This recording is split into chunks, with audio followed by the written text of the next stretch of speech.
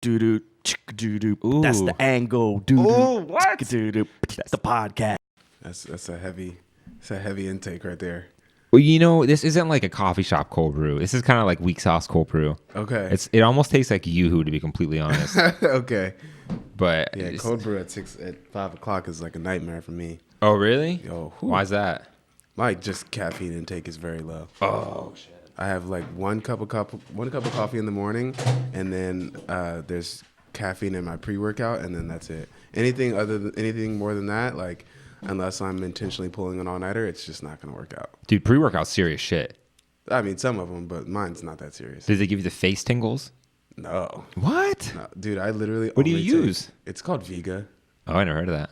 It's all like vegetarian based and plant based, and I literally only take it because if I don't, the blood that like accumulates in my left shoulder will like prohibit the rest of my workout. It happens, Whoa, happens almost every time. I never heard of that. I think everybody has some sort of, when you're working out, it's all about your blood and The blood the flow. reason you feel, they call it the pump. The reason your The pump's the muscles, best. The reason your muscles get big is because there's blood in there. Mm-hmm. So I mean, if then that becomes more of an issue. Dude, the pump is like half the reason you work out. Oh yeah, yes, but come on, no ways, man. I no. mean, yeah, I guess. Like if you're going for hypertrophy, then which is like muscle growth and ripping the muscle, then yeah, you chase the pump. But there's more to it. It's not all about just getting super swole. I did that earlier this year. And You got super swole?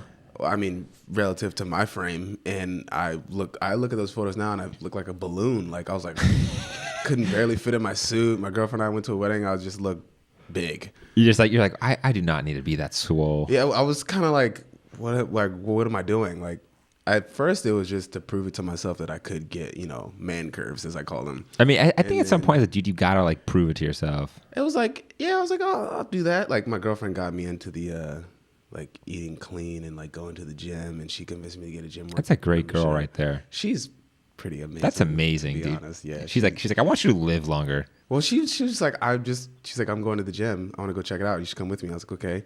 And I went to the gym. Shout out to Vita. It's not like any other gym I've ever seen. Most gyms are like high ceilings, bright lights, and you feel like a lab rat. Vita is like going to the nightclub. The ceilings are low for the most part, and they've got like purple, red, blue neon lights in the corners, and like What? It's a vibe, Dude, honestly, but the thing about Vita, it's basically like a gay bar, isn't it? It really is. Yeah, that's like the one thing I've heard about it. People joke about it, but it's really true. Like for every guy, like 9 out of 10 guys are gay. Yeah, and like it's fine. Like some of them they'll talk to you or whatever, and I'll talk back. Like it doesn't matter. I got gay matter. friends, but yeah. it's just like hope maybe my girlfriend doesn't hear this, but a girl like winked at me once, and I was like, "Fuck, thank God!" Like at least she knows I'm not gay. Like she probably just assumes I'm gay. But you're like maybe I come off as like in this pool of gay dudes. Like at least I look and like tell them straight. Oh, thank fucking. Well, I definitely don't walk like a gay person, so there's that, and in my corner. But there is like a certain swag that like someone has when they've taken a dick in the ass. It's like there's like you're like, damn it, why is he starting the podcast off like this? Straight like that. No, I'm just joking. Oh shit, man. Yeah, I'm just swallowing out. What's up, guys? Welcome back to That's the Angle. I'm here with Julian Thomas. Yo. What's up, man? I feel like there should be like a clapping track or something right there. I'll take it, or the Funk Master Flex, the explosion. There we Funk Master Flex time. Julian Thomas in the flesh. Yeah, dude, it's good to have you here, man. Thanks, man. Thanks for reaching out. Yeah, dude. Of course. I mean, you're literally in the same building, so it's even better. Yeah. How about that? 2019 has been a tremendous year. Why so? A lot, mostly because of the studio. I mean, I've been working my face off, but the studio is a blessing. Shout out to Jared for hooking that up. Did you just move in this year, 2019? I did, yeah. In January, Jared had a space on the 3rd floor, a smaller space on the 3rd floor, and he invited me to come use it, and I did, and I used it a couple of times, and then he was like, "Hey, I'm kind of thinking about, getting a bigger space, same building," and I've always wanted to be in this building since like started taking photos like 4 years ago. I came to an event here and I was like, oh man, this building is everything. And yeah, ever since then, I just wanted to be in this building. And then Jared had the courage to expand his space and get a bigger space on the 2nd floor, and he included me. And that was the start of 2019, and that kind of That's a good way to start the year right there. yeah, like studio space, sharing it with the homies. Dude, getting a space with couple friends miles. feels so good. Yeah, dude, and it's like it's literally 1.9 miles from my house, and Nice. it's it's like it's great. I mean, as a photographer, like getting your first studio space is like such a good feeling. Like it feels like such a level up. Then you realize that you have a studio, and you go, "Shit, I got to pay rent on this thing, and I have to like Yeah, make it work for me." yeah. Well, know- that's part of the reason that we split it up. There's like Sean, shout out to Sean Cooper. He's on tour with Ari Lennox, but there's 5 of us that share the space. So it's smart, though. It's not like I think a lot of people do that in this. A lot of photographers do that in this building, so that we don't have the situation where it's like, oh shit, like I gotta. I didn't know there was 5 of you. For some reason, I thought that it was just you. Oh gosh, no. That's crazy. Nah, it's me, Jarrett, Luda, Mike, and Sean. But dude, there's something to be said about this building right now. Like I think this Yeah, building man. right now is like a moment in time that no one's thinking about. Yeah. And like as someone who thinks about these things, I'm thinking about it. I'm like, there's some magic here, and like I'm loosely here. Like I'm here all the time. I'm here like every Wednesday. But like you guys like practically live here. You work out of here and stuff. Like there's like a certain buzz and like creative energy that's coming out of this this building that I think will be important for the future looking back. For sure. Like they're gonna be like, yo, what happened at 52 O Street that now like everyone who was in there is now running shit? Like Yeah, it's gonna be like you've heard about like the when Outkast used to call their basement the dungeon, and they recorded their first album in the dungeon, and now out from the dungeon became all these like producers and rappers and like all these icons for hip hop culture. And I kind of saw this building as a gym years ago. Like I said, like 3 years ago, I was like, man, I'm going to get in there. And just so happened, like early this year, I got in, and then Jerry got in, and then Dio got in. And I was like, oh, it's about to be a year. dude, I mean, I'm not gonna lie. It's about to be a year. I was actually trying to get in earlier this year because I was moving out of my studio in Tacoma. I was at DC Art Studios. Yeah. But those studios can't compare to these studios. The studios here have high ceilings. They have Yeah. windows. It's brick. It gets bigger. It's like it feels like a professional studio you would get in New York. Yeah. Like when every time I have a client come in, they're like, oh, I love this space. I'm like, yeah, me too. Yeah, your space is you have a corner space too. Yeah, When I was yeah. here for the open studios, I was like, damn, this space is nice. Yeah.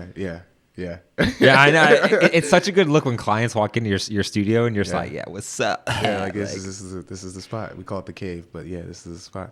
Yeah, Because so- it's like all the way in the back, and we got the nice natural light with the windows and the rooftop, and It's like the early. It's like the 80s and 90s in New York when like Keith Haring and Jean-Michel Basquiat and like all these big artists came out of New York, and then right after them you had like the street art movement with like Shepard Fairey and like Cause and all those guys. It's like for DC, it's like kind of that right now. I feel like this is that chapter for DC where like there's been. Don't get me wrong. There's been many creators and many creatives that came before us. Many of them. But right now, DC is growing at a rate at which like people are starting to look at DC for certain opportunities, or even the food culture here makes all of us creatives look better, because when people say, oh, Washington D.C. is the foodie city of the country, like I agree, dude. that's a big statement and then they're like, oh, well, what else is going on in Washington D.C.? And then you like start looking, and it's like, oh wow, they got some heavy hitters, like not me, but like Kelly Tolles, and like I can't wait to get him on the show. Kelly Tolles is a fucking legend. dude, he's like an OG if you ask me. Yeah, he is an OG. Yeah. Straight up, he's an OG. I mean, dude, I'm so glad you said that about. He came up my podcast earlier too.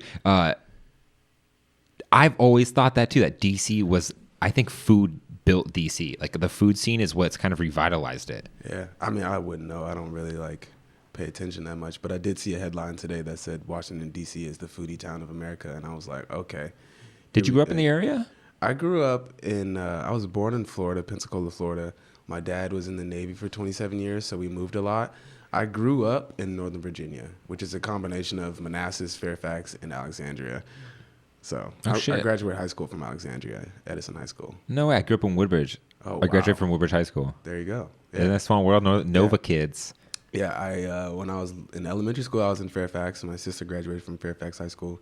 And then I went to, we moved to Manassas. I went to Stonewall High School. And then I moved in with my dad and graduated from Edison High School. Ah, that's cool. Yeah, and ever since then, I kind of just like my dad used to work at the Pentagon, so I just kind of had a love for DC. And I remember after high school, all my friends were like obsessed with New York or whatever, or Atlanta, and I was just kind of like, I'm gonna stay here, and see if I can get it popping here, and it's working so far.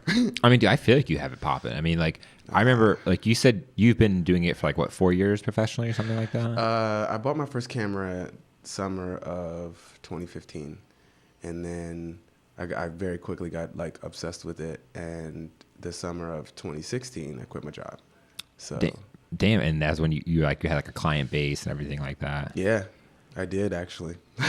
Yeah, that's, I mean, I think that says a lot because looking at your work, it's so mature, but like from my perspective, as someone who came in the game maybe like 2.5 years ago, like professionally, you were one of the people that I would look at and be like, damn, like this guy's killing it. And it kind of fucks with, know that you started like a year or two before that. Yeah. But like, you know, you've grown that much. So it's like, it's so cool. Like finally have you here. Cause I'd look at your shit like, damn, that guy is tapped in. I was like, fuck. I was like, that guy is like, yeah, thanks like, for saying that. No, seriously, like you got to big up people when you can, and like I look at you, and then like Anna Meyer, and like some other photographers, and I'd be like, you know, like when I look at photographers killing the game, I was like, those two seem to be just like really doing something like interesting here. Yeah, thanks, man. Yeah, I was just super fortunate early on to have like some product photography clients. So I was working with an agency up in Rockville, and it was all product photography focused, and they would literally send me. There was a jewelry client in New York, and the jewelry client would send a box of jewelry straight from New York to my house, and I would photograph the jewelry in my in my bedroom. I had like a little light box and a ring light and tripod, and I just would shoot it in my bedroom, and I just did that for seasons on seasons, just earrings and bangles and pendants and necklaces. Were you doing it on just like flat white, or were you like making sets and stuff? It was like foam core. Wow. I had like I had 3 pieces of foam core. Just maybe working it. 4 if I had to control the reflections. And later they started to trust me. They were like, okay, cool. Like clearly you can do the product stuff. Can you do like a website banner for us? Or can you do emails, like, you know, like a still life? I didn't know the terms back then, but that's what they were asking me for. And I was like, I mean, okay. And I would just kind of Google what are the other jewelry brands doing? And then I would try to do my version of that. And then that served as that created the portfolio as far as commercial work goes. Super interesting that you were linked up with an agency in the beginning. Like I feel like that's like a move that you get to later on. Like that, it's interesting that you had that connect so soon. Yeah, I mean, you know, it's all about relationships. Like people call it networking, but I'm like, these are my friends. Like these are actually my friends. You know, it's not just a relationship where they feed me work. Like, nah, we break bread together. We're actually friends. So when the opportunity presents itself, they can confidently be like, yeah, Julian, boom. And then you create a portfolio, and I'm very much synopsizing my experience, but yeah, of course. Yeah, there was a lot more to it than that. But I mean, that was one of, like, when I look back, like those product photography photos in my bedroom that I hated after, like at first it was cool, and then I hated it after a while, but it definitely served its purpose, and it served me very well as well. So you said you got your camera, your first camera 4 years ago. Mm-hmm. Yeah. Did you get it and kind of know immediately, like, this is it? Nah, I did not. So how I got into photography was my best friend at the time, and he's still one of my good friends, Robert. He was into photography. He was studying architecture at UVA. I went over his house one day to, like, I think we were playing Madden or something, and he had a photo of his on the wall that he took, and it was printed on canvas, and it was long exposure. I had never seen long exposure before, and I was like, man, what's that? And he's like, oh yeah, I took that with my camera, blah blah blah. And I think he could tell I was super into it, so he's like, let's go shoot. And I was like, okay, we go shoot on the National Mall.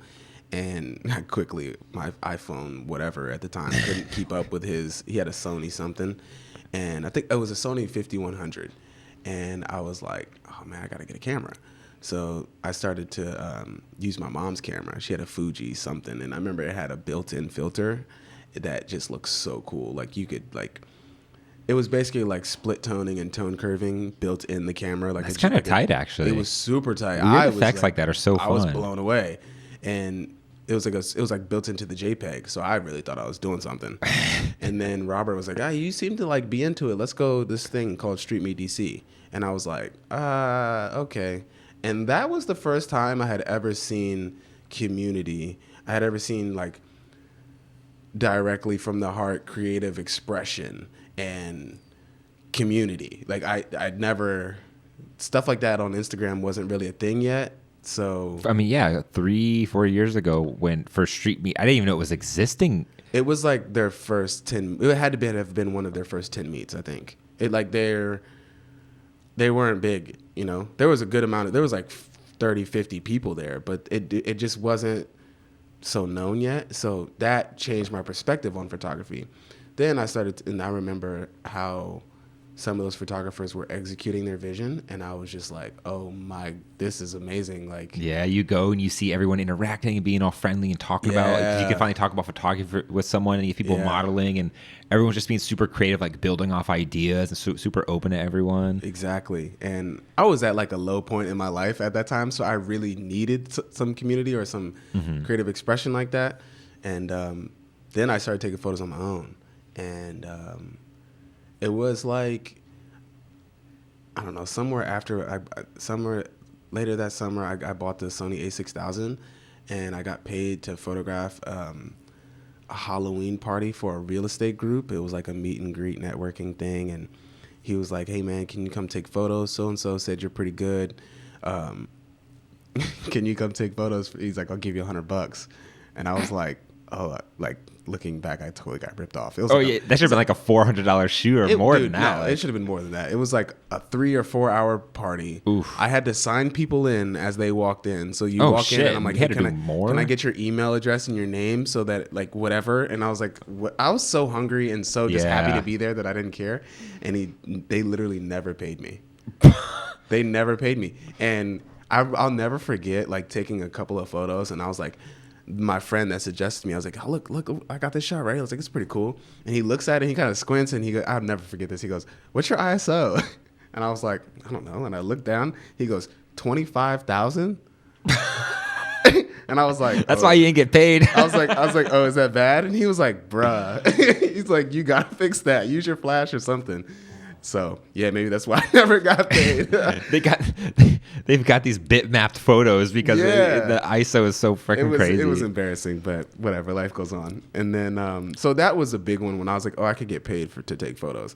And then Expose DC had their event, and I was like, oh god, there's like galleries and people curating and magazines. Expose DC, well, that's it's like a local photo contest, photo community. Okay, yeah, I know what that is. Annual gallery.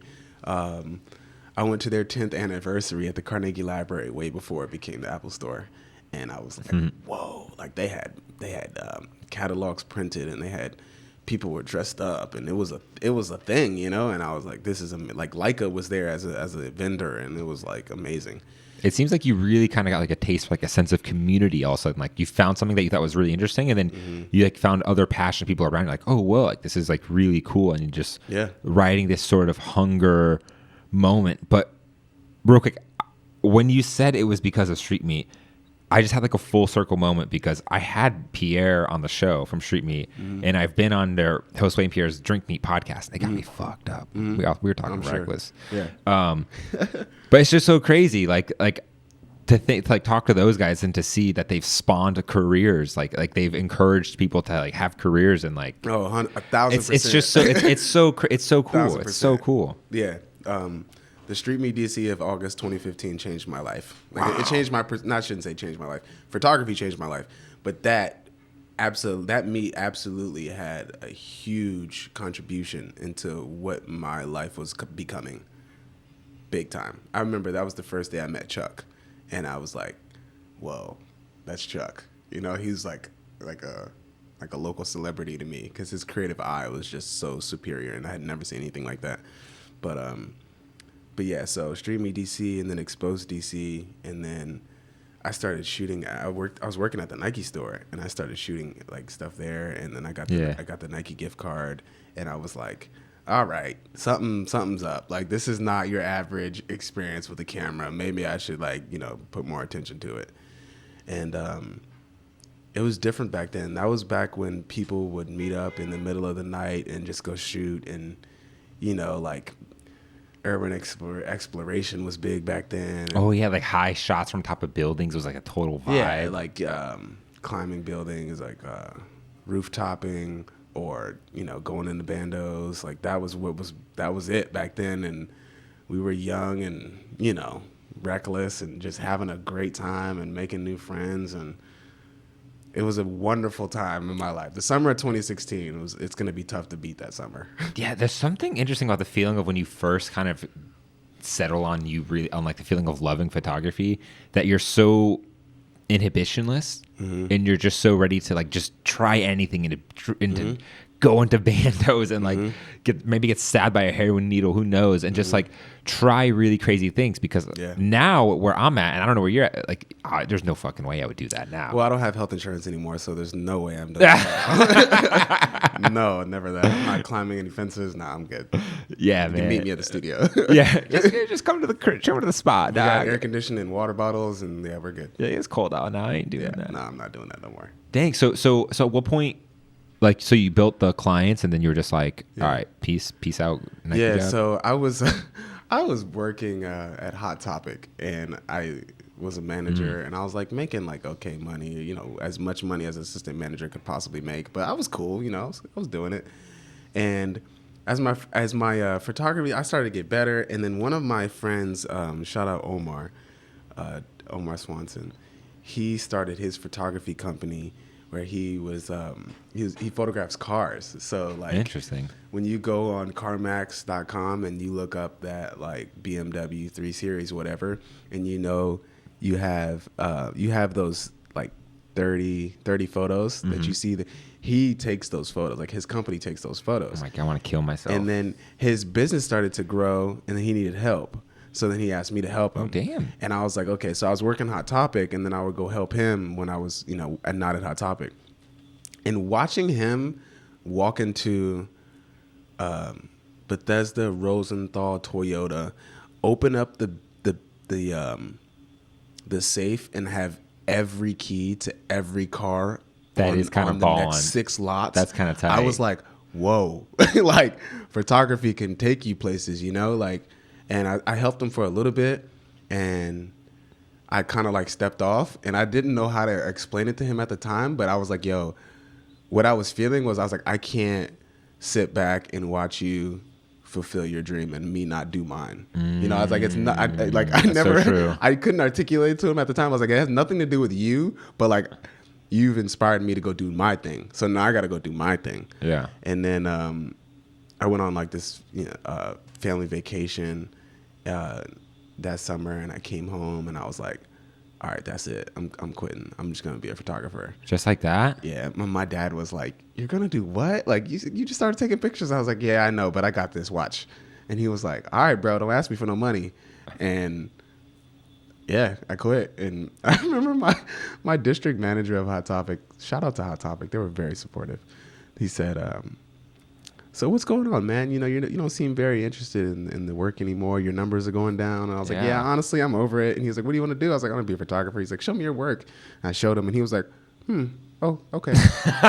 He's like, I could see that. And I was like, for real? He's like, yeah. He's like, all right, if you want to go, you can go. And I was like, I just want to be clear. Am I getting fired? He's like, no, you're resigning. And I was like, on good terms? Or like, he's like, nah, we're good. We're solid. Just write me a letter, and you're good to go. But that wasn't like this is shit work. He was like, oh, this is good. Yeah, no, he was like, okay. I thought that's what he was saying. Like, he was like, ooh, yeah. Ooh. No, he was very much like, I see what you're like, where you're going with this. I could, because I don't know, like, I guess he saw in my portraits or whatever I was shooting at the time that I was serious about it. And he knew the vibes. Yeah, you catch a vibe, and so he was like, yeah, you can leave, and I was like, okay, when? And he's like, well, it's up to you. He's like, you can leave in a month, you can leave in 2 weeks. He's like, or you can leave right now. He's like, but you got to decide right now. And I was like, okay, well, if I leave now, who's going to finish my shift? And he's like, I will. And I was like, okay. And I knew there was a party that night. And I knew if I was able to attend that party, my journey would really, like, it would begin, right? So the host of that party was Scout Bags. They have a cancer fundraising party every year. at the owner's home. Yeah. And I just knew, I was like, I have to be at that party. You just kind of had that feeling. But I can't work today and go to the party. I had to pick. Oh shit! It's like a movie moment. So I quit. And I was like, I'm gonna leave right now. And he was like, all right, dude, do your thing. And I left. And I remember I went over to Jerry. Jerry lived across the street at the time. And I was like super emotional, just like all worked up. And he's like, you're gonna be fine, you're gonna be fine. Whatever. I go to the party. And then like I think it was like a year and a half later, that company became my biggest client. Damn. Yeah. And I was like, yeah, I knew I could do it. Bro, you had like the vision, like there. You like it was like that split with that fork in the road, and you're like, I know this is it. And it's you know, that vision comes to me at different times in my life, and it's so hard to explain. Like my girlfriend's getting better at it. She's like, oh, this is one of those times where you can't really make it make sense to me, but we just gotta trust it. I'm like, yeah, you just gotta trust it. Like, let's just go for it. And she's like, all right. And it, you know, it works. But yeah, that came full circle. That's really cool. So what happened? You went to the Scout Bag house and you were like, hi, I just quit my job. Do you have one? Like no, not at all. I just was like being very much myself. Like I was just cool in it. You know, I wasn't projecting my ambitions on anyone. I was just chilling. I was just being myself. And it was like a year later, their photographer stepped off and was like gonna go do their own thing or whatever. And I just kind of like threw my name in the hat, and they called me up, and I was like, damn. Yeah. And it worked. And then it's crazy how moments in life work out like that, right? Like that like looking back on all that, like that seems so insane. Like that, like because of that, you were able to successfully quit your job and then do work for Scout Bags. I had other clients. I didn't get the Scout thing until a year later. Oh shit! Oh, because you were doing the jewelry stuff, I guess. Yeah. Before. And I had other I was working with the opera company at the time. I had like the one-offs, you know, like the pull up for photograph this event or a wedding, or I had little things, but it was never like consistent. I was never comfortable saying I was a professional photographer or that I was commercial. Or when my aunt like asked me, so what are you doing these days? Like I'm taking photos. Like, oh, you're a photographer. And I like swell up because it used to give me so much anxiety to be like, yeah, I'm a photographer. But it's a weird thing to explain to people who don't get it. Yeah. Like, wait a minute, so you just take photos? Like, you just like take photos? I don't get it. Even like till this day, people our age still like don't understand. And they're like, so what else do you do? And I'm like, video. And they're like, oh, you make a living off the camera? I'm like, yeah. Yes, I make a living from looking through a viewfinder, my guy. Yeah, like I really do, you know, and it throws people off. But I mean, people get paid to move their hand and create drawings. Like people get paid to exercise and and to throw a ball into a hoop. Like, why would it make any less sense to take photos? Yeah, I think it's because DC is such a conservative city that they just don't think jobs like that exist. But that's so true. Like all those attorneys or representatives, they need headshots. Someone's got to take the headshot. Bro, trust me, man. I'm in the dating scene. You got a girlfriend, but I'm a single man. And when I tell girls I'm a photographer, it goes one of two ways. They're either like, oh, that's so cool. I can't believe you're able to do that full time. Or they're like, oh, like, like you're below me. Ooh, I'm an attorney, bitch. Like, I'm like, dang, I hate you already. I was driving home. My girlfriend and I were driving home on Friday or Saturday night. And I told her, I looked up, I was like, I always wanted a girl like you. And she was like, what do you mean? I was like, you were so out of my league, dude. And you gave me a chance. And like, look at us. Now we live together. And she thought that was adorable. But I really meant it. I was like, you were so out of my league. That is a great moment. I wish I could have that feeling, man. I'm so jealous. Bro, I swear, I tell people that. How'd you get it? How'd you bag her? Can you tell me that real quick? Dude, I was honestly on my own journey, falling back into love with myself. And if I'm being completely honest, I truly believe the energy of me loving myself kind of like gravitated her to me. Because she was going on her own journey of self-love and, you know, we're all becoming ourselves. But, and then, she just, I was out taking photos with Pierre and some other guys. And this is back when Mr. Brainwash Heartwall was the biggest thing in DC to take photos of. And back before Exit of the Gift Shop came out? Back before what? Is that Banksy? Wait, you never seen Exit of the Gift Shop? No. Whoa, you don't Is know it- about Mr. Brainwash? You don't know the background behind Mr. Brainwash? Yeah, and Banksy. But do you know the whole story? Like the documentary. Yeah. And it's like, And he's it's like, like a shit documentary, but it's like super meaningful. No, but like Mr. Brainwash, like he's essentially like a fake. Oh no. Yeah, dude. Okay, you didn't watch the documentary. So the I was documentary. thinking of a different one. Must thinking of a Banksy documentary. No, Wait, no, it is. No, it is. It is. It is a Banksy documentary. Okay. But in the documentary, Mr. Brainwash for some reason befriends the best street artist and he gets to Banksy, right?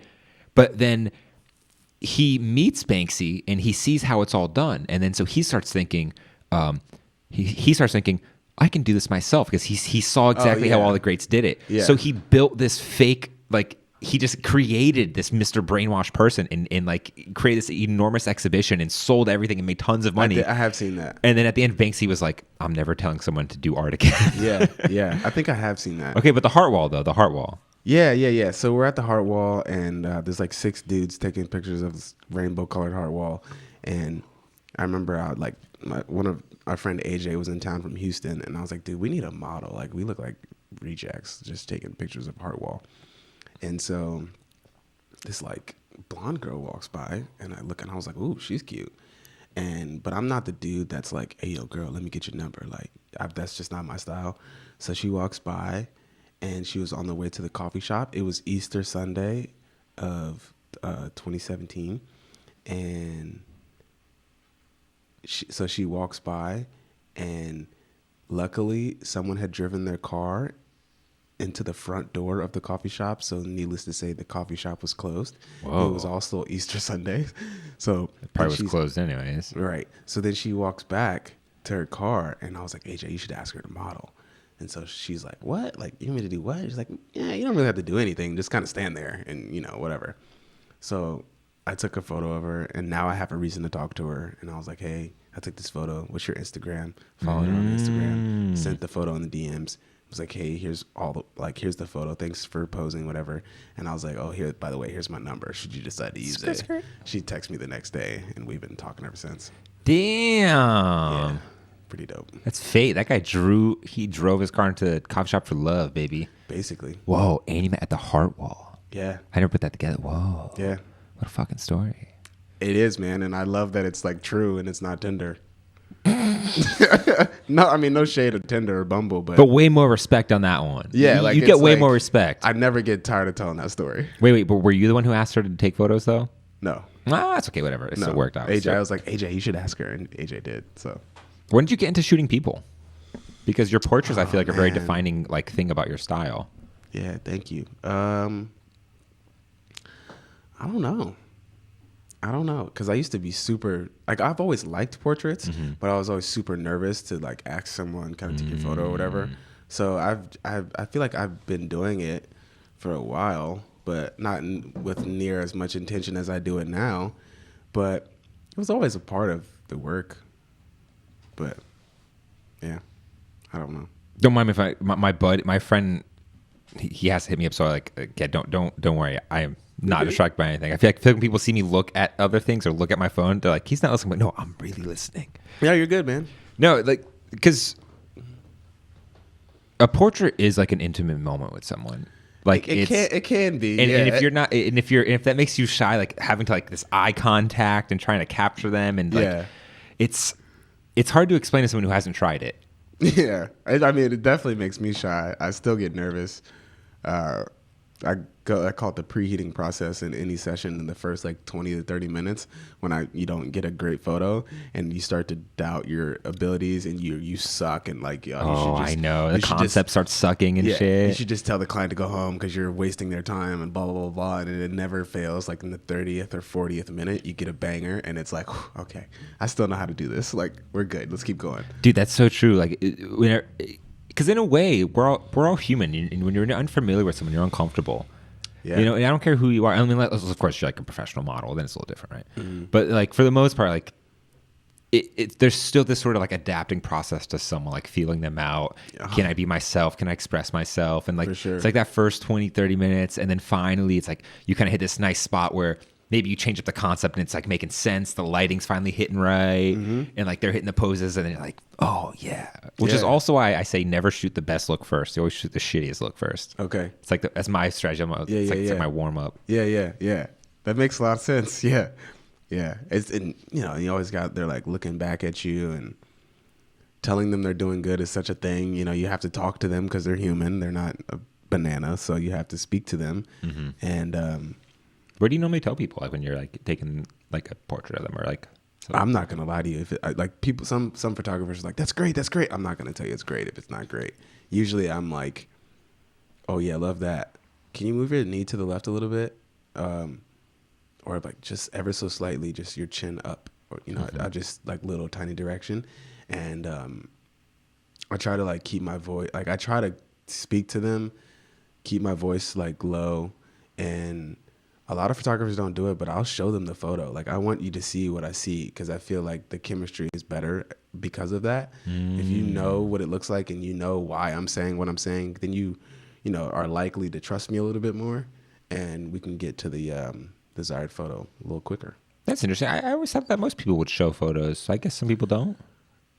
Yeah, I think in this, and I guess for the most part, in my experience, the like someone that's not showing the photo may be like you're like a little insecure about the photo you're taking, which is fine. But I don't know. I don't really feel that way often. I should say. Sometimes I'm like, I'll show you. You're gonna love it when you see it, or whatever. No, I think you have a point though. It's like you want them to. Whether it's good or bad, you want them to know what you're seeing, so you're on the same page. Because they might not know it's not a full body shot. They might not know it's only just a 3/4 shot. Right. And so they're just too worried about their feet, but really their feet's not even a photo. Right. Or like your face isn't in it, and then they're like, oh, okay, I don't have to smile. I'm like, no, it's just your hands, or it's just your shoes, or whatever. So even just like a couple of weeks ago, the model was getting frustrated because I guess I wasn't giving as much direction as quickly as she would like, and I was like telling her to bring her knees in, and she was like, I don't know what that means. And I was like, okay, all right, let me show you the camera. And I showed her the camera. I was like, see, this is what I'm trying to accomplish. She was like, oh, okay. And then we nailed it. And I was like, thanks, jeez. But she was like not very forgiving. And I was like, respect. You have needs too. I get it. Yeah, are there like certain? Because when I look at your photos, and at least your Instagram stuff, not your commercial work. I mean, your commercial work's great as well, but your Instagram stuff, because it tends to be more personal stuff and expressive of like how you feel and what you feel like shooting. Yeah. It's always very emotive, and it doesn't feel like it's like very emotive and vulnerable and soft in a way. It's never like overexposed. It kind of has like this smoothness to it, like a flow to it. Thank you. And you kind of have like a feeling. It never feels like a stiff photo, just like a generic portrait. Is that something like that? Like you've like. It seems like you might not have even thought about it, but it's just it's just kind of your style. Of course, I've been like learning about you too, right? Yeah, so like yeah. I pay attention to your work, and I wouldn't have you on if I didn't like your work too, also. But like, it's like, is there? What do you like? I'm curious. Like, what do you do like during a shoot? Do you like? Are there like certain things, like do you try to like connect with them, or are you like? I definitely connect with them in the beginning, especially if we don't know each other. I'll ask generic questions like, what kind of music do you like, or what's your favorite color, or that's my favorite silly question that's like super easy to answer, and it always throws people off because they're usually like super tense or whatever, and I'll take like 4 photos, and then I'm like, oh, you're very tense, like, and I'll say, what's your favorite color? And then they're like, that's silly, like yellow. And I'm like, oh, okay, mine's purple, blah, blah, blah, blah, you know? So I definitely like connect with them. I think that's very important. But to the posing thing, it's always a collaboration. I'm never like elbow here, chin there, wrist there, unless those things really need to be adjusted. But for the most part, it's I think my favorite photos is something the model has already done, and then I'll just ask you to repeat it. Yeah. Instead of building a pose, it's like I'll just be shooting, and then I'll pay attention to the quirky things that you do or your habits, and then I'm like, okay, you did this, let's do this again, but look at me this time, and then you get it. And I'm like, ooh, okay, that might be my favorite one. Dude, that's so true, because I was literally doing a shoot last night, and it was probably the first time I've done like a studio style shoot in forever, like because it's just now too cold, I can't do it, and we didn't have an option of shooting during the day, which completely sucks. And yeah, you're right, like whenever I tried to force a pose, it was too forced, but whenever you would catch them kind of just being themselves, you could be like, yo, stop, can you just like go back and do that? And I asked that because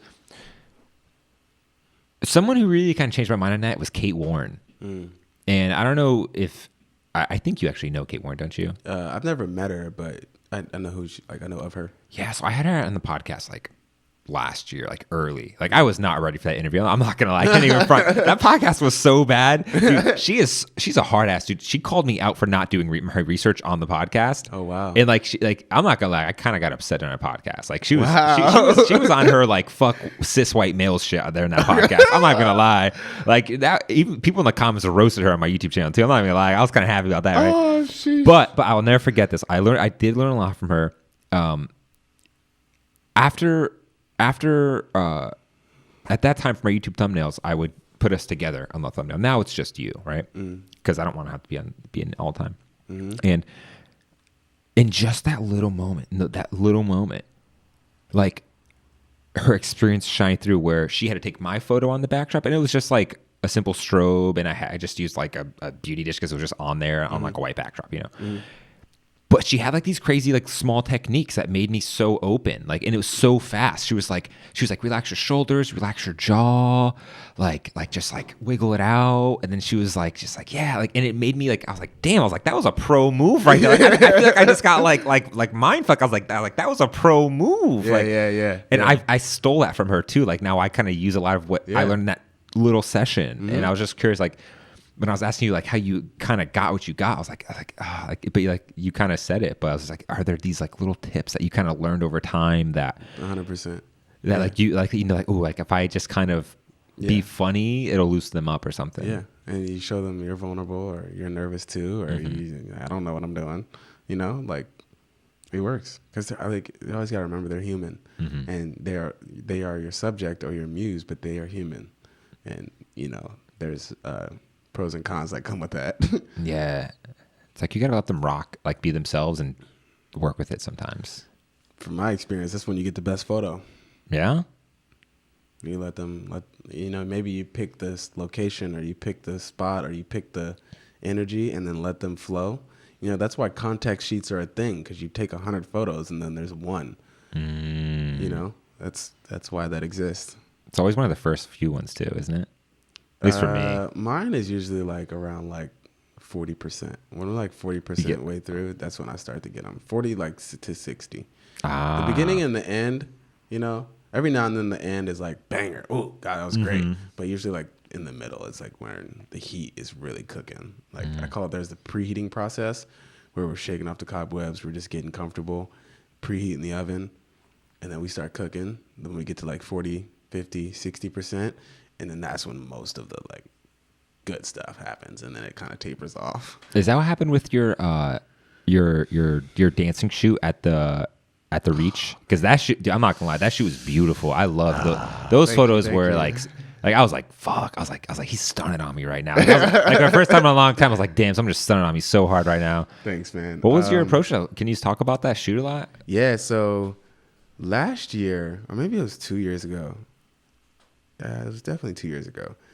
The Jacob Jonas, he came to D.C. to the Kennedy Center and like brought like a bunch of dancers from New York and like all over. Like just, I was super excited to be invited, but I didn't know what I was doing, and I got a good shot, and I got a couple of good shots, but I guess they really liked them. So when they came back this time, I was in like a creative rut of sorts, or I was shooting and I was creating, and like it just wasn't photos that I was in love with. And so I really needed something like that. And when he came, he emailed me like it was like Tuesday night, and he's like, we're gonna be there Thursday at noon, can you come? And I was like like what? Like sure. So I pulled up, and it was the same thing. Like first 20 minutes were a wash, and my photos were horrible, and I was panicking inside. And then something told me like, protect the highlights and relax. That's all. Like that's just protect the highlights and relax. Because you're right on the water there too. It's some really strong highlights. Well, it was also like noon. Oh God. So like the light was just it was what it was. So I just kind of sped up the shutter a little bit, and I was like, I'm just gonna do my, just like let it flow. And shout out to Hope. Hope she was killing it. I was just a witness. Hope was killing it, and She was a dancer. she was the dancer. And when I started working with her is when I felt the flow, and I was like, okay, here we go. And she would do stuff, and I would just tweak it a little bit, and she would do it again. And she was such a good sport and such a good spirit and just great energy, and we were really vibing with each other. And then I started to see the space for like opportunities and for what it was. Like it settled in a little bit. Settled in, and I was like, okay, now I can see the opportunities. I can see the photos, and I started to see the photos before they were happening. And then the sun started to go down, and I was just like, in my freaking flow. Do you see? I thought those were shot at sunset because all those photos looked like it was like the perfect lighting. It started at like noonish, 2ish or something. We were out there for a while. Yeah. Because we were outside, and then we were inside, and then we were outside, and then we were inside. Like we were all over the campus, and it was great to just have free reign of the reach. So we were there for a while. But you hit that flow state essentially. Oh, for sure. Yeah, it was great. I don't really know what to say about the approach. It was just You got there and you had to go with it. Well, I mean, the reach is architecturally beautiful, but yeah, it's so new that we haven't seen the best shots yet. Like we haven't seen a photographer. I mean, essentially before that set, like really use the reach to its maximum. Like really use how it was shaped. And I don't even know that I did all that, but I was having a great time and it felt good, and I just kept going and going and going, and it really that set the tone for the rest of my year. That was the beginning of the year? No, that was the beginning of the rest of my year. Oh, like that got you I was out? not in a very good creative space until that day. Oh, damn. When we shot those photos that day, everything changed. Like I was like on a roll after that, and I was like, okay. Like you just knew, you're like, this is like refreshing. These are dope, and I know when I'm happy when I go straight home and edit right away. Ooh, yeah. If I go straight to my computer and sit down and edit right away, I know like, okay, I've done something, and I just kind of carried that momentum through the rest of the year, and it's worked. Dang, really well. Dude, that's amazing. Yeah, those photos are fucking great, man. I loved them. I loved them too. Well, working with dancers is like kind of cheating too. Like working with because it made it a lot easier. Like I couldn't go back to the Kennedy Center without Hope and Jacob and Jill and do anything like that again. I couldn't. I need it's collaboration. It's not just me. That's true. It took two to tango on that one. For sure, absolutely. And I also had I had been working on a new editing technique, like on the low, because I was like, part of my creative rut was like, my photos look the same, like the colors and the color grading, everything looks the same as they've looked. I'm doing the same tone curve, the same thing over and over and over again. I was like, it should be growing, right? So I was finally able to use I had developed my own presets like from scratch, and I was finally able to like put them to good use. And so when I dropped that set, I was like, yeah, here we go. So it was like, not only was it like a killer shoot, you were like, finally, here's like a new like color grading on everything. And I was like, here's a perfect photo to use my new colors on. Because I went for like a stroll to the coffee shop, and I used the photos I used the presets on those photos, but they were like this puppy on the ground and like this cute couple or like this latte art, and I was like, this shit doesn't count. Like, it's not like what I really wanted. So when I got the dancer photos, I was like, okay, here we go. What was the color grading on the dancer photos? Do you remember? It was just like, reds and greens, like minimal blues, reds and greens. Protect the highlights. Always protect the highlights. I do. I do too. I always shoot for highlights personally. Sometimes for other like certain clients, I'll blow it out, but it kind of. Okay, yeah, I take that back. You're right, because when you start doing like health and beauty and like my salon client, I actually do blow out the highlights quite a bit, because you want that like bright. Yeah, I forget who I was talking to. It's like the overused edit for wedding photography. It's just like overexposed highlights and super bright and airy. But like that's what they like, and you're paying me, so Hey, this is DC. It's not New York. Like I can't put my foot down and be like, I only shoot my aesthetic. Like, well, you're gonna be the only one broke too. So, Can we talk about that? I feel like you have a lot of like experience in insight to like the DC photography market. I mean, like you seem to maneuver very well. Honestly, bro, I think I take friendship very seriously. Like I hold my ability to be a good friend to a high standard. I'm always making sure that I'm being a good person and that I'm helpful to others or adding value to their process. Try to not make it about me. Like when I'm at home by myself, yeah, I'm like bitching and kicking my feet. But like Yeah. when I'm on set, it's like about you and about, what we're trying to do together. And I truly think that has served me well. And I also made sure to just kind of like diversify my portfolio and not shoot one thing. There's one or two things that I'm really passionate about, but if you want to do this for a while in this market in particular, you're going to have to be able to shoot different stuff. So That's very true. I mean, it's kind of an obscure question, but how do you maintain relationships so well? Because I imagine you have a lot of clients. How do you actively make people feel loved?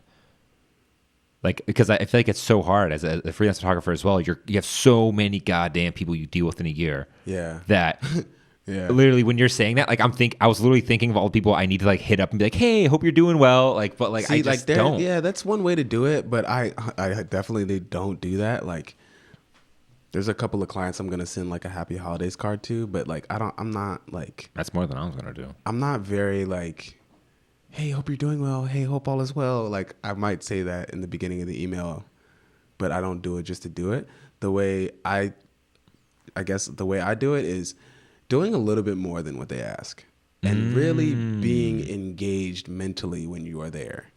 That serves me well. So like today when I was filming, the client said, we were almost done and he was talking about the flow of the video and should it go chronological or should it not?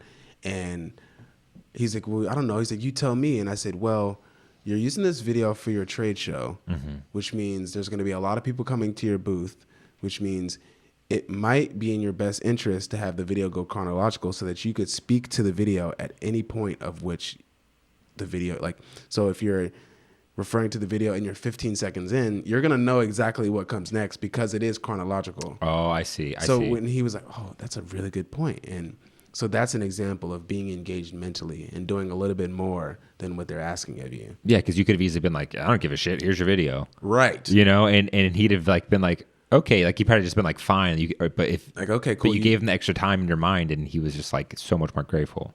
Yeah, and I never really thought that was me doing anything different, but I just consider it's like I'm trying hard. Like I'm not just here to take up space. Like I'm trying hard to do a good job, and my work means a lot to me, and the value that I'm able to add like means a lot to me. So I'm gonna do whatever's in my power to like see it through. I mean, but that says a lot. Like people get that. Like people know that you're trying hard. Like so many people do things, and I see it all the time, and they just do it just to get it done. They don't go the extra mile or this or take care of you. It's like, it's just here it is and whatever. Yeah, they do. They do. A lot of people do that, and I mean, I'm sure it works for some people, but I don't know. I care a lot. Very adaptable, and speaking of caring, I've heard you care so much that you've actually like canceled and turned down gigs because it doesn't like help you with like your growth and stuff like that. I'm kind of quoting someone verbatim, Rob, but who? Rob? My sources. I don't know who Rob is. Okay, I asked J Rob Visuals. Oh, Justin. Oh, fuck, yeah. I call him Rob. Sorry. Yeah. I was like, what should I ask Julian? And he was like, ask him about how he cares about like growth more than clients and like getting stuff. Can you speak on that? Yeah, I think like for the most part, you have to be in a position to turn stuff down. Facts. You have to have put yourself in a position to say no. So that's like, I don't want to call it a luxury, but that is a position that you have to earn. Yeah, big facts. So that's the major key of it. But yeah, I try to think about things before they happen. So like, I've started conversations in the dojo or at the coffee shop or at the barber shop because a lot of people seem to be all about money, which is cool. But like, would you follow Trump around for 4 years if they're gonna pay you $100,000, or if they're gonna pay you whatever? Like, would you do that if you don't believe in that energy? Would you do it? You know? Oh, like if you hated him, but you were gonna get paid a lot. Yeah, it's like, so I try to put myself in those positions before the opportunity ever presents itself, so that I'm not caught off guard. You know, I try to, I try to keep in mind like legacy, and like, you know, this is more than earning a buck. To me, personally, this is more than earning a buck. This is more than getting by. This is more than getting it done. It's like, what are we really doing here? And if one day I look back on my journey and it's like, man, I wish I didn't take that gig because that person was a jackass, then it's like, you took the gig, it's on you. You really feel like your work's like meaningful and impactful, like in the long run? It's getting there. It's definitely getting there. There's some things that I'm working on that I haven't really published yet. Some personal projects, some of my life's work, if you will. Yeah. So yeah, it's definitely getting there. Yeah, no, for sure. I mean, no, I feel that. I feel like amongst all of this, there has to be some shooting for you, like your expression as an artist, which is like your life's work. And essentially like that, people don't define you by your commercial gig, unless of course it's really fucking epic. But for the most part, they define you by like what you poured yourself into and what you created for yourself sometimes. Well, I think you could, well, a lot of successful photographers say your personal work will earn you those big gigs a lot faster than your portfolio will. I think that's a fact. So if you want to shoot for Mercedes, you might have to go photograph a random Mercedes a few times and then put it in your portfolio and hope they see it. Sounds like a good strategy. Versus like thinking that you're just going to make it off of whatever, you know? So the personal work is kind of, it's like what I really shoot, what I really want to shoot, what I really care about, the message I'm really trying to get out there. I do it on my own time. What are you really trying to get out there? What's the message you're trying to get out? Right now, it's a lot about healing. It's a lot about consciousness and self-expression and getting back to like loving ourselves. Because I feel like everyone is just, the collective right now just seems very uptight, and there's many contributors to that. One is like social media, and we have a computer in our pockets, and you know that's a lot of it. But I just think it's time to get back to understanding and accepting how powerful each and every one of us really truly are, and how we're all connected. And this is your shot, but it's not all about you, you know? So how do we get back to like loving ourselves and to connecting? Well, I think it starts with healing and consciousness, and raising your awareness of your consciousness and allowing it to guide you, listening to your intuition. Can we start with healing? What do you mean? Like, what do you mean healing? Like, I don't. Oh, I mean, whatever you're going through, whatever you're carrying on your shoulders, whatever you're distracted by, whatever, you know, like all, your ego, like all that stuff. Because as an artist, your ego is it's huge. Yeah, whether people want to admit it or not, it's huge. So all that stuff. That's like. How do you think someone expands their consciousness now? Ooh, man, that's a good question. There's so many ways to do it. You can expand it by just looking inward. You could expand it by just being present, like slowing down and just being present. You don't have to like meditate. You could meditate, you could yoga, you could, you know, whatever. But I think it just starts with like just like looking inward and giving yourself a chance to check in with yourself and like, how are you doing? How are you really doing? Not what do you want the world to see? How are you really doing? What's still bothering you that you've been compartmentalizing for the past 2 years or 20 years or, you know, stuff like that. Have you ever done mushrooms? Yeah. Nah, I can tell you done spug. You done DMT? No. Oh, I mean, neither. I'd be down though. I would be down too. Yeah, I'm not gonna lie, man. I haven't done mushrooms in a solid minute, and like I really wanted to do it this season. Like I was like mentally so prepared for it because I feel like I need it. Like I feel like I needed it. You ever had a bad trip? I haven't done enough to have a bad trip. Okay. Well, but I mean, I wish I had that luxury of having a bad trip because it's not a luxury. It scares the shit out of you. But yeah, I've done it a few times. Really? How much do you normally take? It depends, man. Depends on what I've gone anywhere from 4.5 to like half a gram. So you've done the hero's journey. Something like that. You know what it is? What? The hero's journey is, I think it's like 4 or 5 grams. I was listening to the Joe Rogan podcast. He had like this mushroom expert, and he was like the hero's journey is like 5 grams. Like if you want like a full experience trip, it's 5 grams. I think you could do 3. Yeah, I know.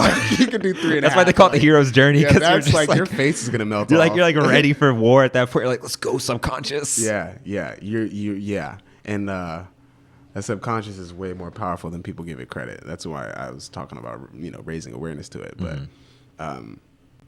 yeah, your face will melt off if you eat 5 grams of mushrooms.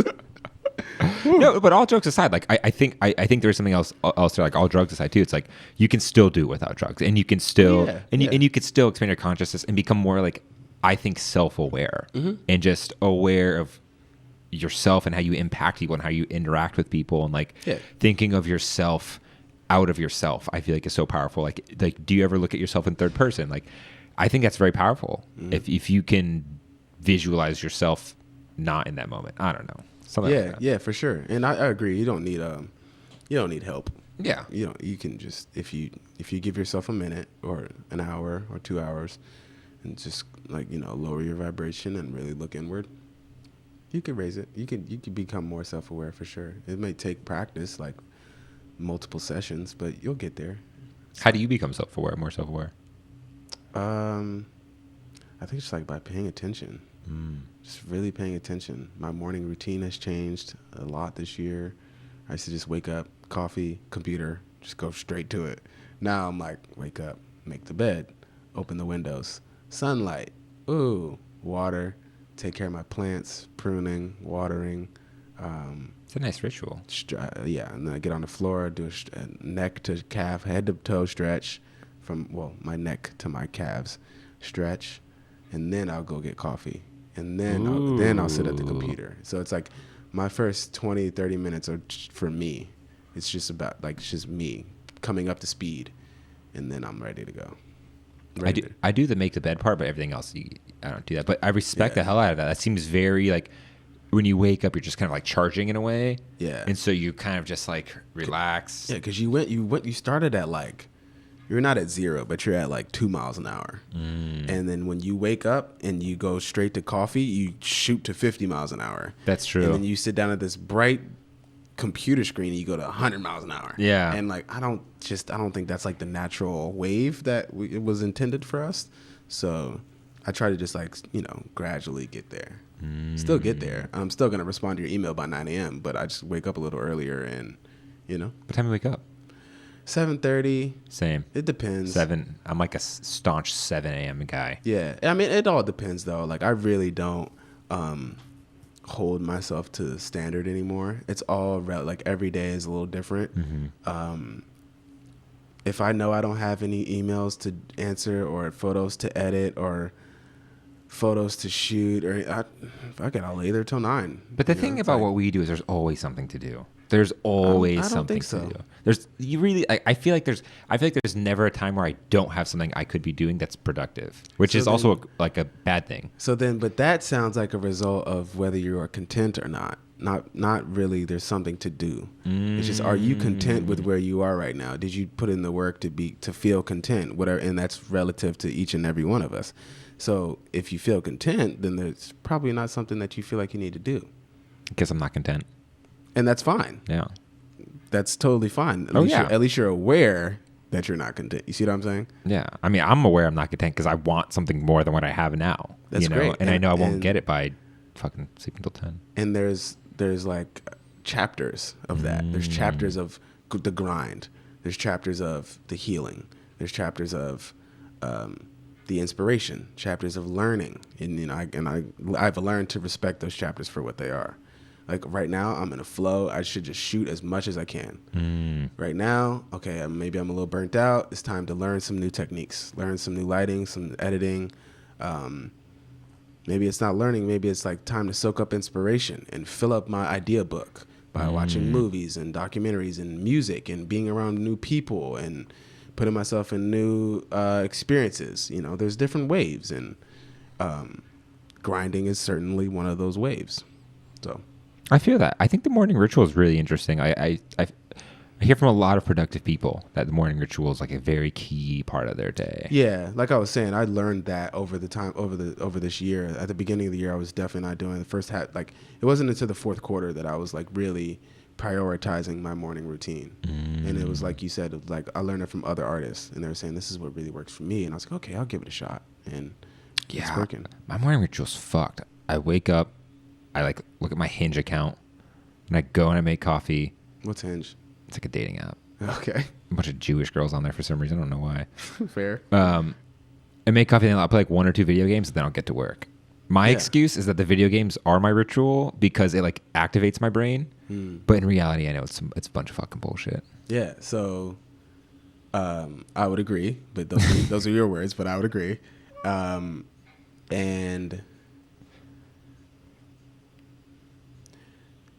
I'm only human. Yeah, there's like however long, let's say the video games take you an hour, 30 minutes, right? And if you take that hour back and do whatever it is that you think you need to do, then you'd be more content. But you're distracting yourself with the video games. You think it's a distraction? Yeah, it is. You don't like video games? I do like video games, Okay. but I do think they're a distraction. I think 100% waste of time. I think they're like an exercise, which is cool. But if you are battling contentment and playing video games, then that's a distraction.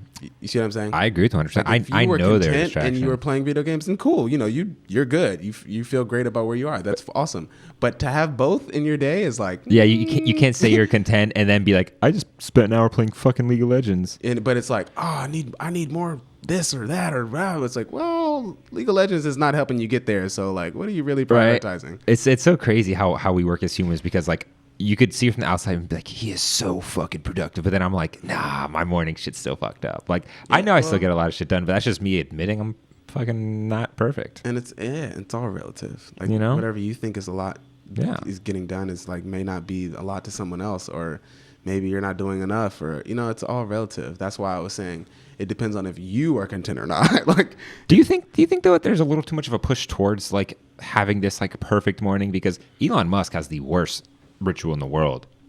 Like, if you want to, like, depends on what you're comparing it to. Well, I feel like people are always like comparing themselves to very productive or high functioning people at all times because that's like the model, right? Everyone wants to be super productive and super high functioning.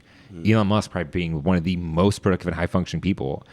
I heard his morning ritual. He just like gets up, gets on his phone, makes coffee, just fucks around for a little bit, just gets on the internet and just gets his life going. It's like, yeah, and that's what I'm saying. It depends on what you compare it to. If that's, you know, if it works for him, then it works for him. I got some homies that play way more video games than you do and have a job that I wouldn't want, but they are totally happy.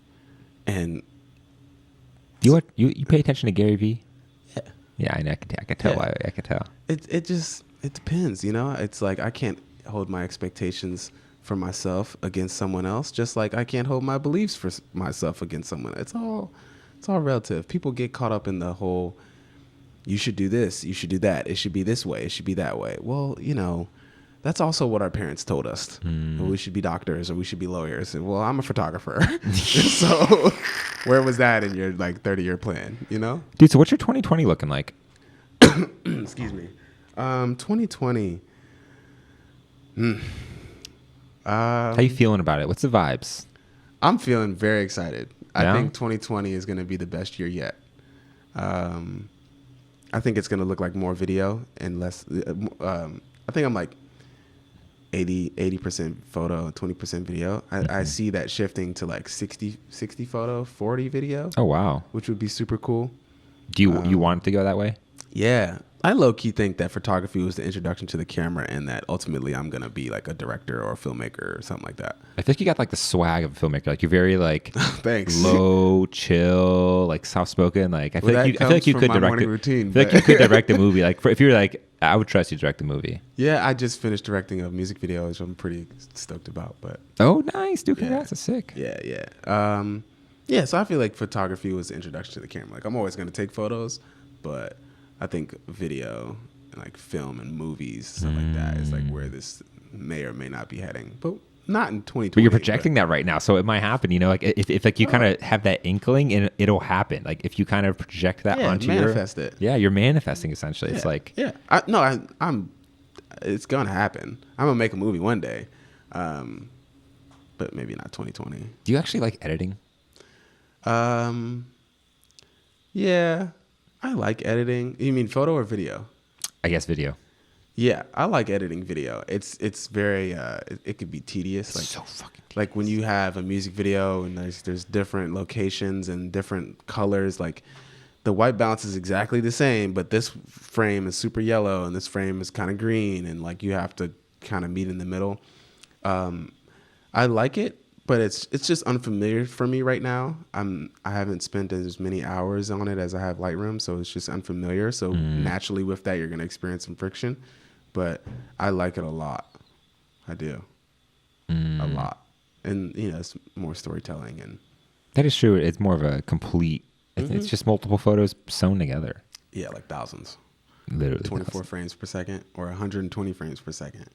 I mean, that's where all the sauce is right there in the 120 FPS, bro. Yeah, it's cool. You could overdo it, but it's cool. I feel like the internet went 120 crazy there for a while, and I'm glad it's kind of dying down. It went way too 4K crazy for me. I was like, yo, you 4K YouTubers need to chill the fuck out because I do not care. I'm watching this shit on 480p man. right now. I don't know, man. The more pixels, the better. Oh, no. The more pixels, You're on the that better. train? The more pixels, the better? Yeah. I mean, I like Super 8, but it's, you know, I love both, but the pixels, like when you watch like an MKB HD video on an iMac, it's so crispy. Oh, I know exactly what you're talking about. It's Yeah. so I mean, crispy. that guy is at the forefront of it. I'm pretty sure he's shooting like 6K video. He's shooting 8K. See, like, why? Like, okay, we need people like that. But for me, why? Like, why? He's a tech dude.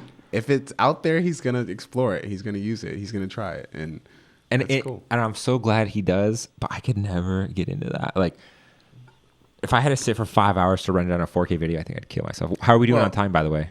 We're good. He also has like a kick-ass computer who renders 8K video, and you know, it's not like he's editing on a MacBook. Yeah, he's also rich as fuck. He is kind of rich. I mean, let's be honest. That guy is. I mean, he's been in the game for 10 years. It's been 10 years. 10 years. You know, YouTube came out in 2006. Yeah, he started uploading in 2009. That is insane. Yeah, Dude, he actually just hit 10 million subscribers today. Oh, congrats, man! Yo, shout out to MKHB, dude. That's amazing. Yeah, he's doing it. You know what's so funny is I vividly remember being a young ass dude in my mom's basement on the shit internet, watching his YouTube videos where he was just like the scrawniest, nerdy kid in his college dorm. Yeah, just like, and this is the iPhone Yep. 1, and I was just like, fuck this guy. But I think I was kind of interested, and now look at him. He interviewed Elon Musk, Bill Gates, Tim Cook. Like, I mean, this guy. That's some dedication, man. Yeah. He's on the frontier. Yeah. He's doing it. Damn, I'm with it. People like him really give me inspiration. It's like, really? yeah, hell yeah. Like, not to be a tech YouTuber, but like this whole camera, internet lifestyle, like it's a thing. And you could pour into your camera and add value to other people's lives and drive a Tesla. Like, you can do that. You can have an apartment in New York and a studio in Jersey and drive a Tesla. Like, it's possible. You got to go for it, but like, it's possible. So I mean, yeah, in a way, a camera. That's what I think when I see him, you know, because he was a dude with the camera, delivering what he loved, and it became all of this. And then he's like Elon Musk and Tim Cook, and like, you know what I mean? But also, you got to respect the time he's put in. Yeah. You got to respect the fact that this man never gave up over 10 years. Like, and he's still that dude. And that's what loving it it's a does process for you. Right there. That's what loving it does for you. Because if you're in it for 100 likes, or you're in it for the followers, like, that's, you know, that's going to get you to a certain point, but I don't think it's going to get you to 10 years. Like, no, that's not. You cannot fake 10 years of dedication. Nah, you can't. You can't. I don't care how old I don't care what kid is out there saying they want to be YouTube right now. You cannot fake even 5 years of dedication just chasing YouTube fame. Like, you can't fake it. You can't fake loving photography for multiple years. That's not going to carry you through those tough times, because those tough times are coming. No matter how good of a person, no matter how hard you work, those hard times are coming. You're going to have to push through. So, well, it seems like you're pretty far past them, though. Oh, man, last year. All your problems now are first world problems. For last year, dude, I was working on this product photography shot list, and I thought it was going to kill me. But I got through it, and I was like, whew, okay, if I can do that, I can do a lot. So, dude, big projects like that, man, it'll just kill you, man. But nah, man, I still struggle all the time. Like, all the time. Yeah, dude. all the time. Mentally, mostly mentally. It never gets any easier. You just get better at dealing with it. Never gets any easier. Yeah, right. It's so interesting. We will always struggle mentally, you know? Oh, yeah. It just, whenever I hear shit like that, it'll just for always ring in my mind. Anthony Bourdain killed himself. Like, he had the best life, and he still killed himself. That just says how powerful your mental awareness and self-awareness is, and just checking in on that, you know? And it's also reminds you of how relative it is, because, like, yeah, it's amazing life, but you have no idea what that guy was going through. I know. You have no idea when he's at home by himself. Some real demons in there. Yeah, dude. Yeah. To actually execute it, you know, it's one thing to think about it. To actually but do to it. do it It's is real like, demon shit. It's like, whoa, like, damn, there was a lot going on there. Like, I couldn't, like, fake suicide. Like, I couldn't take, like, a fake suicide. So, like, I couldn't even begin to fake it. You know, like, if I was just like, oh, let's just joke around. Like, I couldn't even, like, do that. I'd be like, nah, I just can't. But to go and, like my mind can't even, like. he hung himself, right? I don't know. I'm pretty sure he hung himself in the hotel room. Yeah. That's tough. Yeah, but we probably shouldn't talk about that. I don't want to talk about that. It's kind of depressing. I mean, it's real, though. It is real. It's super real. And It's super real. That's the world, unfortunately. It's scary. Yeah. Yeah, it is. It is, but. No, but I love that point you made about MKHP. It's the fact that a camera can actually take you places, and I think that's so powerful, because I could never have foreseen everything I've done 2 years ago when I was living in my mom's basement, quitting my job to pursue photography. I would never have envisioned any of the opportunities, even sitting in here doing a podcast. Like, you never know where this shit will take you, but you just know you love it. Yeah. Yeah. And you just kind of keep going and keep going. And, you know, it's never like a straight line. You might go over here, you might go over there, you might go over there. And then, you know, but overall, it's like this kind of trajectory that leads you. But if you don't love it, you'll hop off the train at the earliest convenience, you know? I like this. I feel like we should end on this note. Yeah. I like this. Okay. Unless there's something I want to talk about. There's something I want to talk about. It's completely obscure, but it's been on my mind. I really want to talk about it. You ever heard of Piss Christ? No. All right. Someone sent me this. So Piss Christ. It's a hell of a name. Do you know this is actually, yeah, right? It's a really important moment in photography, in art history in general. Okay. So Piss Christ was a photo by an artist named Andres Serrano, and it was in like 1968, 78, some shit like that, but way before we were born, like maybe like 20 years before we were born. And Piss Christ was a photo of... I just can't take this name serious, but okay. No, it was a picture of a photo of a Christ on the cross in a bottle of his own piss, and he took a photo of that. Like, that was the photo, was Okay. Christ in piss, and the name of the piece was Piss Christ. Okay. And this guy actually toured across the world, and he was government funded too. Like, no one had any. Wow. Yeah, like, this is when What government was funding him? it was American government. He was like he had like grants and stuff to like go on tour with his art and stuff like that, right? Whew, okay. And so never had any problems. He never had one problem. And the show toured everywhere, right? Until he came to Virginia. And when he came to Virginia, a pastor saw Piss Christ, and outrage everywhere. And that sparked a nationwide battle on art. Is, should art be censored? The pastor was so pissed off. He did not want this image to exist. And literally that at that moment in time, like, this photo of Jesus Christ in piss was essentially the question is, should we censor art? Like, should this be allowed to be seen to people? Like, that this and it seems so silly to us. A silly question. But this was a legitimate debate in the public media.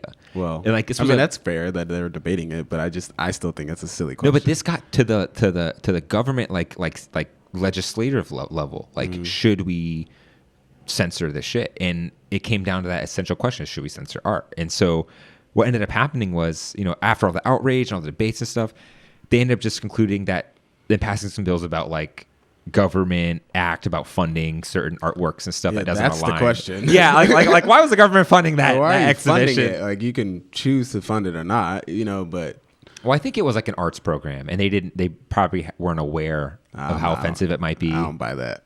You're not this is America, and we're talking about Christianity. You weren't aware how offensive it might be? Nah. Nah. Especially back then, right? I feel like back then it might have been a lot. When was this? I think it was like the 60s or 70s.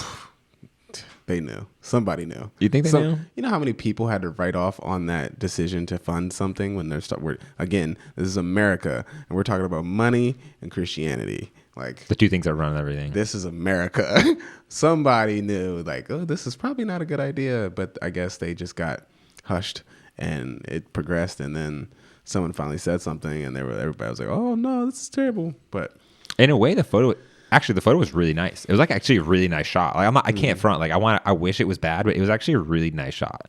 Like you wouldn't know it was Jesus sitting in piss if you didn't know the name of piss Christ. Are there any iconic photos that stick out in your mind? ooh, Like stuff that you just can't forget? Like I can share one while you think about that. sure, yeah. It won a Pulitzer, and it's of the vulture looking at the little boy. You ever see that photo? Okay. In the museum, they have a Pulitzer room of all the Pulitzer-winning photos, and there's a photo, and that brought up a lot of controversy. And I saw this shit in like high school. It was a high school tour. This photo fucked me up.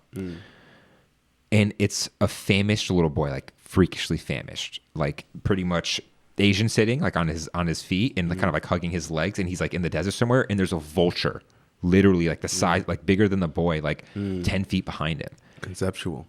No, this was a real photo. This was like this wasn't like. Yeah, but I mean, it's the concept that speaks to people that like, the vulture is going to eat this famished little boy. And the question was, and when you see this photo, you cannot help but be like, whoa, like, did the photographer step in? Like you wonder, like, should he step in? And ultimately the photographer didn't. And that was like another question of like, as a documentary journalism photographer, should we ethically, morally, and I think no, if you're there to document, you shouldn't be playing Superman.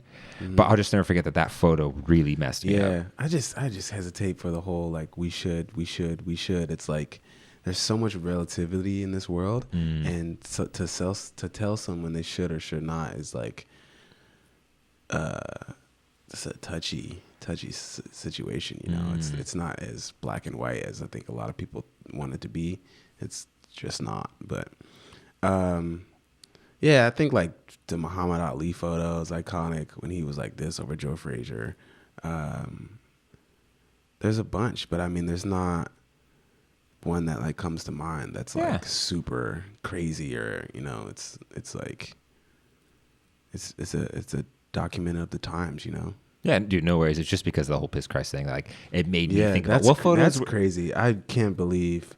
I mean, I believe it, but like, I don't think we should censor art. Art is expression. Art is literally like, art is going to save the world. So if you start to censor it, you are diminishing its potential to save the world. And that's definitely not what we want to do, I don't think. But what if the art is really offensive? Like, what if it's just not? What if it's just the completely? Swastika is offensive. The rebel flag is, you know what I mean? Like, there's a lot of already super offensive creations out there that exist that they live, and it's like it may get you worked up right now, and then you move on, and life goes on, and then like the swastika was art. It's a logo. At some point. And people still get it tattooed on them. They still have it. They still represent it. That's wild, dude. And, but to censor that, to take that away from them, that means you also have the power to take away my portrait. You have the power to take away a landscape. It's like it's not black and white. It's like you can't just lay a blanket over it and be like, all of this. It's not how it goes. It's expression, self-expression. I agree, man. Art should never be censored. There's shit that I see that I'm like, that should not exist. But for that reason, it should exist. Mm-hmm. And it's like, maybe you at 12 can't handle it, but maybe at 28 you can. Mm-hmm. So if you consume that art at 28 and it does something for you, you see what I'm saying? It's all relative. What'd you think of the $150,000 banana? I truly think that the universe has a sense of humor, and that they're just kind of like laughing. Like that's us laughing at ourselves. I thought it was the most ironic thing in the world. I thought it was hilarious. Yeah, I don't really watch like and a ton of news, but it did make its way to my feed, and I was like, oh, there's this banana that everyone's talking about, and it's just like that's how silly we all are at this point. You're so tapped in. You know what the name of that piece was? The comedian. See, I didn't even need to know. Yeah, isn't that funny? I didn't even need to know, and I'm just like, that. This is silly. That's how silly it is. We're just kind of like, you know what I mean? That's how I feel about that. But You were spot on with that one. yeah, it's a great segue. All right, Julian. Well, dude, I really appreciate you coming on the show. Yeah, man. Thank you for having me. It's been cool chatting with you, dude. We've been rapping for like an hour and a half. I don't know if you. I didn't even feel it. I felt like right? we sat down like 20 minutes. I could talk to you for like another hour, but my fucking friend's about to roll up here and yeah, stuff. and I have a thing at 6:30. So. Oh, perfect. Yeah. Well, brother, thank you for coming on, guys. Hope you enjoyed. That's it. That's the angle. Peace out. Piss Christ. Thanks, man. Piss Christ.